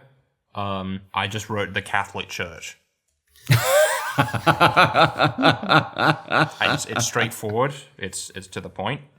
Mitch. This used to be Google's slogan. Not their slogan, their motto. They've stopped using it because they're fine with being evil now. But formerly, Google had this as their motto. David. Indeed, it is Google, and I am disappointed but not surprised to hear that they're not using that anymore. Yeah. Jesse. When Google let go of this motto, which Google was not my answer, another group adopted it as their motto, and that would be Langtime Studio. Oh, by fiat. I can't override her. It's true. Links in the description. Lichen. I put down Kellogg's cereal. And the reason for this is because Mr. Kellogg was a renowned hardcore Puritan. Yes! That's why he invented cornflakes to be as plain as possible, because he believed if you ate a breakfast of maybe spiced porridge or sausages, it would get your blood flowing as a young man, which would cause you to masturbate. And so he invented the plainest breakfast possible to stop people wanking. Yeah, and because, he's very puritanical, I thought Don't Be Evil would fit in very well with that, but we seem to have a lot of confident answers of Google. That is so close to being a truth. And I don't know if you knew this already, but the graham cracker was invented by a guy who was trying to create some sort of food that would be as bland and flavorless as possible so that people could focus on, prayer and piety. And he failed remarkably because everybody just loved these graham crackers, and they're named after him. And put s'mores together. But no, I just needed to update my list of favorite people. Biblaridion is of course, still at the top. He will not be removed, but Lichen is now number 2. Oh, Jesus. Did Graham, inventor of the graham cracker, I genuinely thought his name was Graham Cracker, but now I realise that's probably quite stupid. Did the inventor of the graham cracker have to do that because the Americans weren't historically very Catholic, and so they couldn't fall back on the wafer, which is renowned for being very plain? I almost spit out my coffee. I know you really got her there. That was a good one. But it was one of those 19th, early 20th century, religious revival cults. Great Awakening. Yeah, exactly. And it was just one of those. And the thing that came out of that was the graham cracker. There was another like famous company that came out of one of those religious cults where it's now just a regular thing. I think it's just a bread company. It's Kellogg's, isn't it? Kellogg was an American, wasn't he? Yeah, but this one was like, it was a weird like religio anarchy sexual cult type of thing. And now they just make bread. Oh yes, Reverend Sylvester Graham. He was convinced that sexual urges, including masturbation, were making people physically ill and leading to depravity. This is why I thought that you got this from this. Like, were you referencing the graham cracker directly, Lichen? I think the Kellogg thing is also true, though. Yeah, I think these are two separate guys who just have a very similar thing that they did. It can clearly be added to Wikipedia's list of common misconceptions that flavorful food makes you masturbate. There's at least two guys who believe it. Sample size of 2. So, answers. Bill. The correct answer is indeed Google. It was the former motto of Google until they restructured in, I think, 2015. And they dropped "Don't be evil" as their motto, which is just so much worse. So much worse. It is. Than not having it in the first place. Okay, the second question. Live free or die? Bib. I am very ashamed that I don't actually know this one, considering how often I hear it. I just put down the Pirate Republic, just as a complete guess. Mitch. This is the GNU public license. The what? The what? The GNU public license. This is their motto. What? As in GNU is in like that open source software stuff? Yep, believe it or not. Oh, okay. David. So I find it now extraordinary that apparently the Die Hard franchise was referencing the new public license. But no, I had nothing for this, so I just said the Libertarian Party. And Jesse. New Hampshire. But spelled GNU. Regular new. And I think it was Patrick Henry who said it. No. Really? He created the new software? Yeah. Lichen. It was to stop people from masturbating. Spending too much time coding. I didn't know, so I wrote down a US state. All right, Bill. I am going to award a half point to Lichen because it is indeed the state of New Hampshire. So a full point to Jesse. Way. Yeah. That's such a I weird knew motto that for one. a state. Wow. You GNU it? Jesse, how did you know? History class. I need to go back to my history teacher and say thank you, I guess. You studied state mottos in history class? It was a famous thing where, like, as they were founding the 13 colonies, and, like, this dude, I think it was Patrick Henry, was all like, live free or die. And it was part of the founding of our country. So, yes, I studied it. I guess in rural Missouri, we learn more about history than Southern California. Eureka. Anyone who's a big fan of Breaking Bad might recognize it as the title of the first season of season 5. The first episode of season 5 is "Live Free or Die" because Walter is in hiding in New Hampshire. Lichen, I find it mad that you're asking Jessie why she knows this. Like, you're an Englishman. Why would you know about mottos of states? Like, it makes sense for Jessie, but not for you. Yeah, but To even get it in the ballpark. I didn't imagine that the US education system involved learning the mottos of each of the states. It was just like where they are and what their capital is. I had my entire elementary, middle, and high school education in the US, and never once did we cover state mottos. Mm-hmm. Although I do happen to know what the state motto of Texas is simply the word friendship. Aw. It's quite nice. Is it? Is it? Mm-hmm. They do emphasize that they are more friendly. in Texas. And then, of course, Tennessee is the volunteer state, obviously. But that's not a motto. That's the type of state it state is. So nickname. California is the Golden State, but our motto is Eureka. Yes, but I do believe that New Hampshire's nickname is tied in with the live free or die. Are they the live free or die state? Well, Missouri's the show me state. Why not? Forgive my cynicism, but states choose their own mottos, right?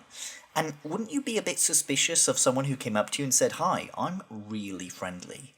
Oh yeah. 100%. As And you I would got be- 2 6-shooters that'll tell you so. You are suspicious when anyone in Texas, comes up to you. For any reason. Question 3. Question 3. In my defense, God me defend. Defense spelled DEFENS. Bib. Again, no idea. I couldn't even... The only thing that occurred to me was that it maybe is in, like, a Scots lead or something. But I couldn't think of any group or organization or anything that might have that as a slogan or motto or anything. So I'm just going to have to get a splendid shining 0 for that question. Oh, Mitch. Boy, same answer. Identified. Yep, I think the language is Scots here. And I'm not going to guess anything that is in Scotland because I can't think of anything that would have this as their motto. David. The Anglican Church. I have no idea. Church. All right, Jesse. I started with writing Parliament, and then I was told several times that it's not actually English, so I added of Frisian. Parliament of The Parliament of Friesland, Frisian. isn't it? Yeah, because Frisian the is Frisian the closest language to English that's spoken today, Exactly. apart from Scots. I totally forgot about that one. It also depends how you count Creoles and stuff. That's what I was thinking. Lichen. I thought it was Scots, and then I'm thinking, okay, defense, defend, maybe something in the judiciary or the legal system, perhaps something military. So I've gone with the Highland Brigadiers. That's almost definitely spelled wrong, but that's fine. That's a really cute spelling. Well, Yeah, so is Parliament. Oh, stop it. Oh, Frisian Parliament? That's an automatic X. No points. It's fine. Change it. What was Close. I going to say next? The answer, in my defense, God me defend, is the motto of the coat of arms of the United Kingdom in Scotland. So big fat zeros all around. So no, I'm going to give halves to anyone who brought up Scots. Oh, Ooh. damn. So the motto of the United Kingdom is "Du Emondroy" in 2 and 6/32 of the United Kingdom, and then in Scotland it's this because it was historically the motto of the Kingdom of Scotland. So I guess just saying Scots was the correct answer in a sense. I'll give a half point for identifying that it was Scots. Yeah. You have robbed me Okay. of my splendid shining 0.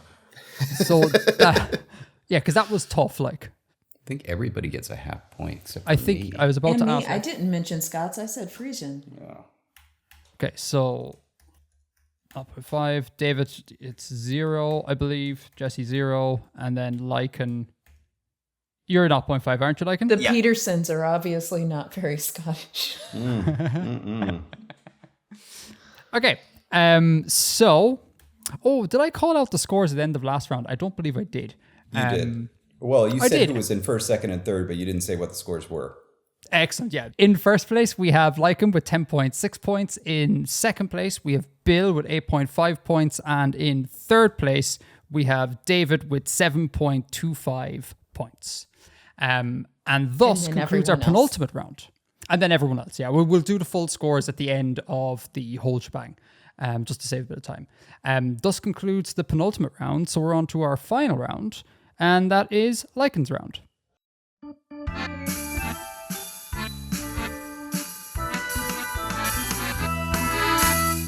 Right. My round concerns symbiosis.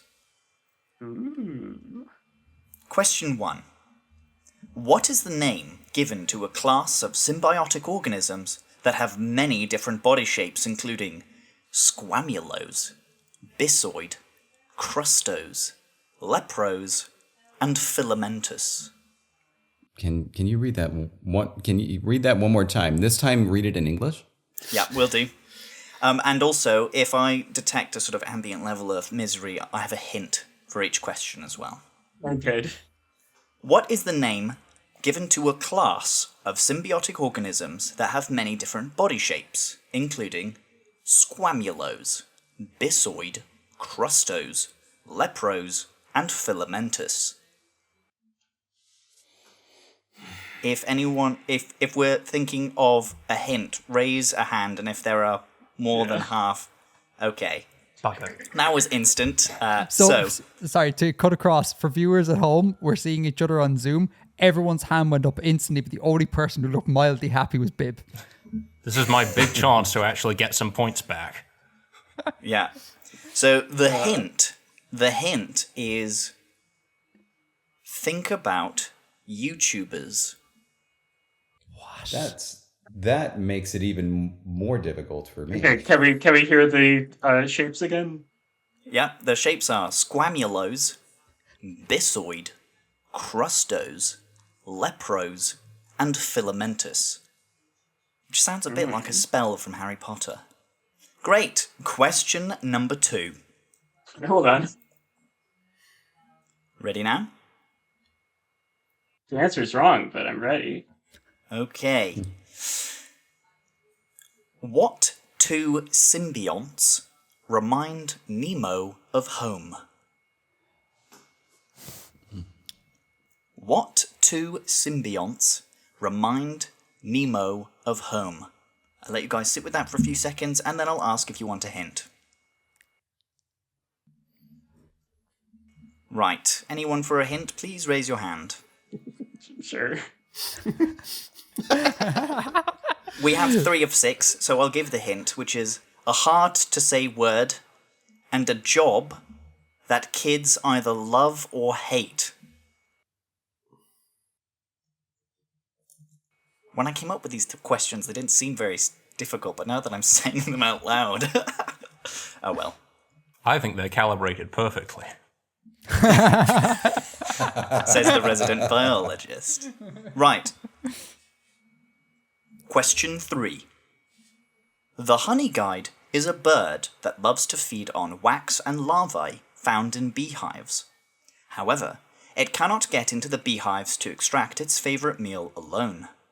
What organism does it partner up with to get its favourite meal? I'll read that again. The honey guide is a bird that loves to feed on wax and larvae found in beehives. However, it cannot get into the beehives to extract its favourite meal alone. What organism does it partner up with to get its favourite meal? Extra points if you tell me how this is done. Your hints are very delightful. I don't really need a hint, but I would love to hear what this delightful hint of yours is. Alright, hands up for hints. Yeah, okay, a chorus of hands wiggling their fingers back at me. The hint is, both organisms in the symbiont pair have 2 legs. Are you sure? Dear. Bib's just giving everyone a big side eye there. Something suspicious about that hint, apparently. Depends how much research you've done into this recently, Mr. Laridian. Mr. Laridian. This was about honey guides, right? Yep. Okay.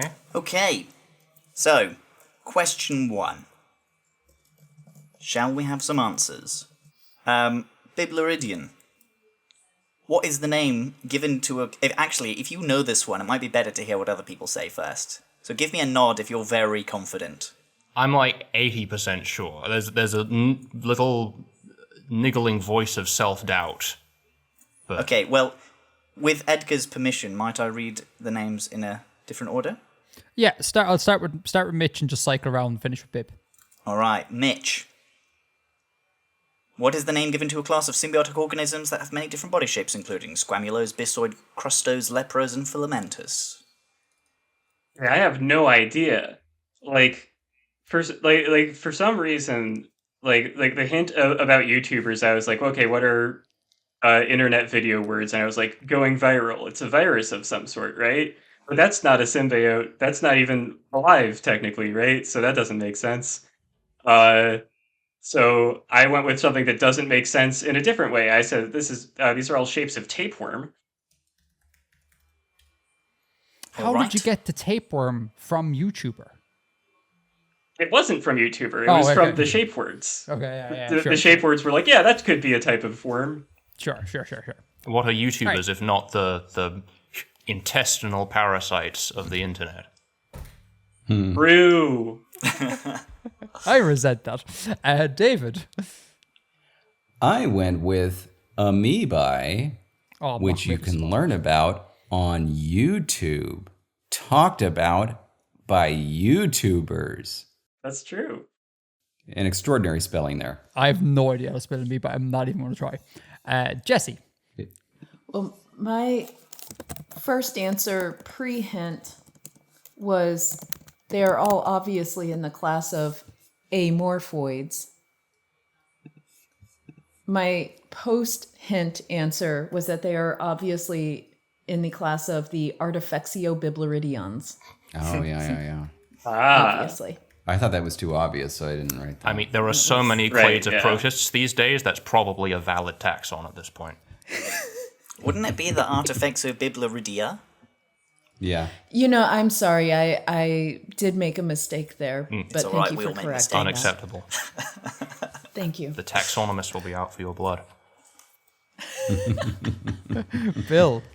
Well, I wrote down something else first, which I've actually spelled wrong. I've now seen, but I changed my answer to algae because that is a symbiote. Bioluminescent algae. And then finally, Bib, tell us all what the right answer is. So I said Logan Paul. No, I didn't. Unless I'm gravely mistaken, this is lichen, is it not? It is. That was what I meant to say. That was the thing I was thinking of. Sugar. And This is why I made this the first question, because I thought you guys are definitely going to get That this. was the thing I was thinking of, and I named it Man. wrong. God damn it. Wow. That is What is the symbi that oats? Fungus. Yeah, but it's not always an algae, actually. Sometimes it's cyanobacteria. And it's not always just one and the other. Sometimes the fungus that forms the substrate will host more than one variety of photosynthetic organism. But I'm definitely going to give Bill half a point, because he's got half the organism. You got the algae part. Yeah. You know, My man, this is not how you hold on to a lead. It's not. It's not. You do not give Bill points. it's all about having a good game. every year. All right. Question 2. What two symbionts remind Nemo of home? Mitch. that's the anemone and clownfish. I am not spelling that. It's NNME, anemone. Clownfish plus other. That's fine. There we go. David. I also wrote sea anemone and clownfish. Anemone is spelled just like you think it was spelled if you were 4. Anemone. Jesse. I wrote also sea anemone. I knew that one, but it said reminded him of home. He is a clownfish, so that doesn't make much sense. So Yeah. based on the hint with something that kids either love or hate, I thought that may be taking a bath. So I wrote sponge as my second answer. Maybe it's a rock. Like a sea sponge. The thing that the sea anemone is on. The coral? Yeah, I don't know. Bill. I think I've misinterpreted the question here as two separate systems, not like two symbiotes that like symbiote together, but like 4 different things creating 2, etc. So I wrote down coral, because from the Great Barrier Reef, that maybe is some kind of symbiotic thing. And I wrote down a Portuguese man o' war because I just like the fact that they're technically some kind of symbiote rather than actually, strictly speaking, being a jellyfish. And they all live in the sea, so I thought that was good. And Bib, tell us all the answer. Yes, I have down anemone and fish of the genus Amphiprion, otherwise known as clownfish. Now, there's a flex. I'm seriously hemorrhaging points here, so I've got to exercise every advantage I can. Yeah, the answer is the sea anemone and the clownfish. Okay, well, I have to agree with Jesse. I think there is a oddity about how that question was worded. That I don't know. Like, do humans remind you of home? I guess some do. Yeah. That lady wearing overalls yesterday reminded me of home. But it's Was not it the lady or reminding the you of overalls? home, it's reminding Nemo of home. I know, but it's just I don't know. Like, he would just need to look Nemo at doesn't see a himself. lot of other clownfish. So, like, whenever he looks in the mirror, he is reminded of home? The film begins just with a kind of traumatic scene of his mother and hundreds of other siblings being consumed by a barracuda. Dude, spoilers, come on. Wow, Yes. so I guess Barracuda could remind him of home because he'll never forget that, huh? Yep, but barracuda does not form a symbiont It relationship. is a great song, though. This is true. Barracuda. That is a great song, yeah. Just for time's sake, I won't go into the intricacies of this symbiotic relationship, but I encourage everyone listening to go and look it up and to watch Finding Nemo. And again. also their life cycle, which is very interesting. All right, good. Now, question 3. The honey guide is a bird that loves to feed on wax and larvae found in beehives. However, it cannot get into the beehives to extract its favorite meal alone. What organism does it partner up with to get its favorite meal? Mitch. It's humans. The way it works is they just ask politely, and the humans just get it for them. Oh, aren't we great? David. I said bears, and the bears, get at the hives by, swiping at them. They dig in with their little paws. So, they get it out with the paws, and then the little. Are you saying honey guide? Yeah. Yes. What a weird name. Then they guide themselves into the hives and get the sweet, sweet larvae. Jesse. Okay. My original answer was either ants or gnats, but then the clue was given, and so I changed it to humans on their 2 legs. And they help. My answer is here that humans help quite by accident. They leave a lot of byproduct from honey making lying about instead of using 100% of their brain to figure out how to use it all. You know that ants have 2 legs. But they have more. They do have more, but they have 2 legs. Bill. They have to legs. It's something they just have to do. I said bears. I was kind of thinking humans, but then if there's controversy over them only having 2 legs, I mean, I think it's generally accepted that humans tend to, broadly speaking, have 2 legs. And maybe you can argue that the bear's 4 limbs don't count as legs under some kind of classification. And I reckon they do it, but like they're called honey guides. So I reckon the birds alert the bears to the presence of the beehive or the nest or whatever, and then the bear opens it up. That's so brilliant. So the bird can get inside. That's my guess. Hell of deduction right there. Bib.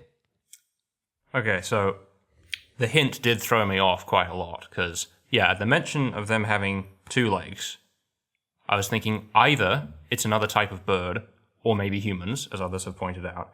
But the initial answer that I had down that I'm going to stick with, I'm going to assume that when you say they have 2 legs, that implies that they have at least 2 legs. Because the classic example is honey badgers. Because honey guides and some other types of birds, they rely on the honey badger because the honey badger is at least partially immune to the bee's venom. So they dig themselves into the hive and pull out chunks of the honeycomb and get mobbed by the bees, and it's only after the honey badger is dragged out all the good stuff in the middle of the honey guide swoops down and picks it up. I thought honey badgers were carnivorous, because there are all those videos on YouTube about what badasses the honey badger They is. are quite generalist. They'll go for pretty much anything they can find. I mean, bears are the same way, aren't they? They eat honey, but they also love to kill and eat other animals. Yeah. All right. Well, the answer is humans. Hey. Now, the reason why it's not a honey badger is because it's not a symbiotic relationship. They just happen to pick up the remnants of what the honey badger's doing alone. The guide doesn't influence its behavior. But that's commensalism. Yeah, but it doesn't. It's not mutualism. But that... What happens is the honey guide bird will come to the humans and sing a special song, and the humans whistle back, and then the bird leads them to where the bees are. The humans then build a fire near or at the base of the tree that the bee's nest is in to smoke them out, gather the honey, and then sometimes they leave some of the nest extracted for the honey guide bird to eat, but sometimes they just bury or destroy it because they think if the honey guide is sated, then it will stop leading them to the honey. That's rude. So they do ask nicely. I'm a human. That is how I it don't works. do this. Yeah, no, Mitch has got the answer. Yay! That was a complete guess because you said, I was thinking, well, there's not that many creatures that walk on two legs. It would make sense if it was people. That was just a complete guess. Wow. Now, Okay. the way I phrased the question didn't require the mechanism to be described, so Jesse also has the answer with humans. Yeah. Yay. Sorry, but does Mitch get you said bonus points for... You did say it would be a bonus point if you said the mechanism. Yeah, so ask nicely. I'm happy to interpret that as being the whistling. And what's quite nice, you can see this most readily, or at least the studies I've read, concern the Hadza people of Tanzania who live around Lake Iyasu. And they've sort of passed down through their generations a particular set of songs and whistling tunes that are used to get the honey guide to come to the humans, and then you kind of exchange this whistling rapport, and then they go off and fly to the honey and lead you along. So cool. Super cool. Wow. Honey guides are vicious birds. The young especially, because they're brood parasites, or at least greater honey guides. They're born with these on their beaks. They've got these little things that look like little ice picks, and they have this instinct from the moment they hatch, because they're brood parasites. They hatch in a different bird's nest. As soon as the chicks hatch, they immediately thrash around and just kill and break open all the other eggs in the nest around them. Dang. Very vicious. Yikes. Nature's They look method. pretty fluffy and cute. Look at that. Well, they do. That's unfortunate. They're so mean. Look at this one. He looks so angry. They violate the Langtime Studio motto of "Don't be evil." Okay, so that was the third question, wasn't it, Lichen? Yep, that's it. Yeah, so that draws Liken's round to a close, and thusly the entire quiz to a close. So we have some results to announce. We have no draw, so we'll not get to see the bonus round. So in first place, with 10.6 points out of a possible 15, excluding inspiration points, is Lichen. Congratulations, Lichen. We toppled Bill. Thank you. In second place, we have Bill with 9 points out of 15. In third Heavy place, is the head that wears the crown. Finally, I can rest. in third place, on his debut, David with 8.25 points out of 15. Well done. Arr! It's my well-known pirate slogan. That's my motto. Then in fourth place, we have Jesse with 7.75 points out of 15. Just over 50%. Thank you. Then in fifth place? Yeah, fifth place we have Mitch with 7. As ever, Mitch with these decimal points. We have Mitch with 7.225 points. How do we end up with that? Or you got like I got an eighth of a point in round one for something. And then taking the customary Artifexian slot in the quiz is Biblaridion in last place with 5 out of 15. I was very much out of my depth this time round. So thanks so much everyone for coming once again. thanks to everyone listening and everyone watching for partaking in this with us. I want to wish everyone here on the call and everyone out there watching and listening a very happy holidays, happy new year. Stay safe, healthy, all that sort of thing. Myself and Bill, we're going to see you in the new year sometime. And oh yeah, I should say to David and Jesse, what we usually do here, there's at the end, God, it's so embarrassing to vocalize this. At the end of each of these recordings, our sort of sign off thing is to say Edgar out. It's become this meme. So what we've been doing every year is that I go until next time, and then everyone all at once in a chaotic mess of noise says Edgar out. And I stitch it together in the most chaotic manner, etc. So if you're willing to partake in the tradition, we should give it a go. All right. Yes. Yeah. I also do hope that when you get our audio file, you get what has been, I think, the world's longest recorded tummy rumbling. I'm obviously hungry. And like the entire outro, that entire outro that you just did, my stomach was just rumbling and I couldn't stop laughing. Anyway. It won't be an issue at all. It'll be grand. All right. Okay. So until next time. Edgar out.